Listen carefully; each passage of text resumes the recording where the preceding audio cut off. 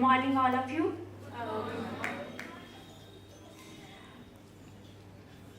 मेरी जर्नी उतनी इंस्पायरिंग नहीं है क्योंकि मैंने नॉर्मली सीतामढ़ी से अपनी पढ़ाई 10th 12th किया है। उसके बाद मैं पटना वुमेंस कॉलेज से अपना ग्रेजुएशन कंप्लीट किया। देन मैं दिल्ली कुछ दिन रही थी यूपीएससी के प्रिपरेशन के लिए।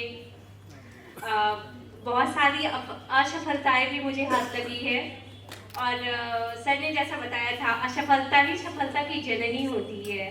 असफलता एक तरह से चुनौती भी है, उसको स्वीकार करना चाहिए और जो भी कमी रह जाती है उसको देखो और सुधार करो।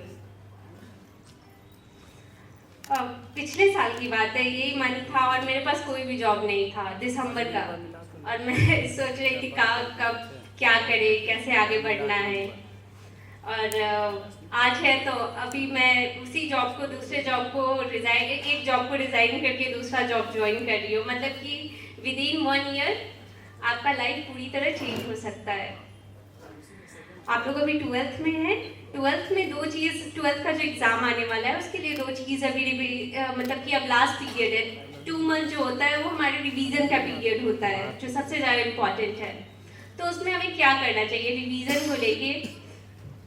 ऑलरेडी बहुत सारी बातें हो चुकी है कि किस तरह से रिवीजन करना चाहिए। मेरा मानना है कि सबसे अच्छा जो होता है, एक होता है दूसरे को पढ़ा के, आपके जो भी फ्रेंड्स हैं उनको पढ़ा के, या कोई भी जूनियर है उसको पढ़ा के।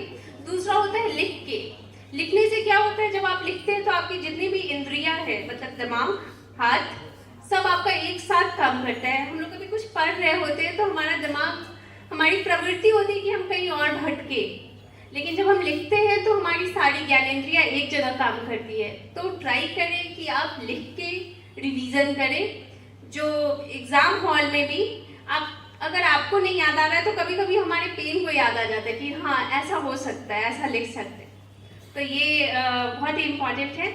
दूसरा, एग्ज़ाम में मार्क्स को किस तरह आप इन्हांस कर सकते हैं, अपने कॉपी को किस तरह अच्छा बना सकते हैं। तो वो चाहे साइंस हो, ज्योग्राफी हो, हिस्ट्री हो, और भी कोई भी सब्जेक्ट हो, तो उसमें आप क्या कर सकते हैं कि आप डायग्राम बना सकते हैं। हिस्ट्री में भी डायग्राम बनता है, ज्योग्राफी में भी मैप्स बनते हैं, डायग्राम्स बनते हैं, फ्लो चार्ट्स बनते हैं। कभी कभी आपके पास समय की कमी रहती है, आप कोशिश कीजिए कि आप फ्लो चार्ट बना के याद करें और फ्लो चार्ट को भी आप एग्जाम में लिखेंगे। उससे आपकी कॉपी अच्छी दिखेगी और आपको मार्क्स अच्छे मिलेंगे। तो ये सब आप कर सकते हैं। और मोबाइल बहुत ही हॉट टॉपिक रहा है, अभी मैंने देखा है। मेरा मानना है कि हाँ, सर ने ठीक कहा था कि वो डबल एज सॉर्ड है।